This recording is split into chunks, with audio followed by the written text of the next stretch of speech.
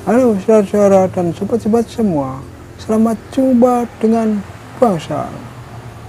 Bangsal, channel yang menceritakan tentang keluh kesah dan suka duka YouTuber pemula.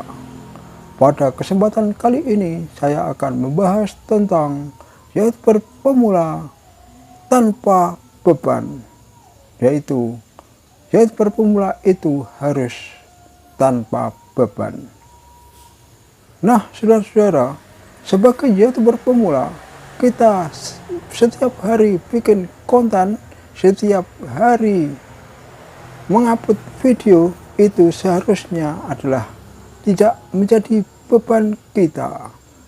Dan agar supaya semuanya itu tidak menjadi beban, beginilah caranya atau tipsnya. Banyak sekali para YouTuber pemula itu mula-mula waktu bikin itu semangatnya bukan main, dan setelah beberapa video diupload dan sudah memakan waktu kira-kira 1 bulan atau lebih sedikit, itu dia sudah merasa kehilangan atau kehabisan materi konten, maka dia akan menjadi beban, dan YouTube itu dirasa beban oleh YouTuber pemula yang begitu. Saya katakan yang begitu karena yang begitu itu yang begitu dan yang lain tidak begitu.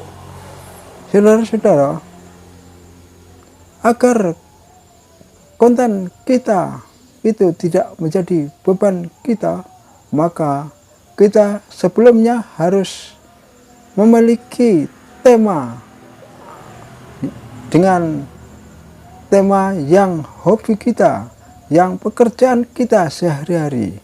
Maka dengan tema yang memang pekerjaan kita atau tema yang hobi kita, maka setiap kita bikin konten, maka itu tidaklah menjadi beban, karena sudah ada di diri kita masing-masing. Kalau kita bikin channel dengan tema yang tidak di bidang kita, tidak di pekerjaan kita, maka setiap hari kita menjadi beban, yaitu akan bikin konten apa itu menjadi beban yang sangat berat. Dan kalau kita bikin konten dengan penuh beban, maka seringkali menjadi kegagalan. Nah, saudara-saudara, yang lebih baik bikin konten adalah yang hobi kita. Misalnya yang hobi mancing, kita bikin konten mancing. Yang hobi sepak bola, kita bikin hobi sepak bola. Yang hobi masak, kita bikin konten masak.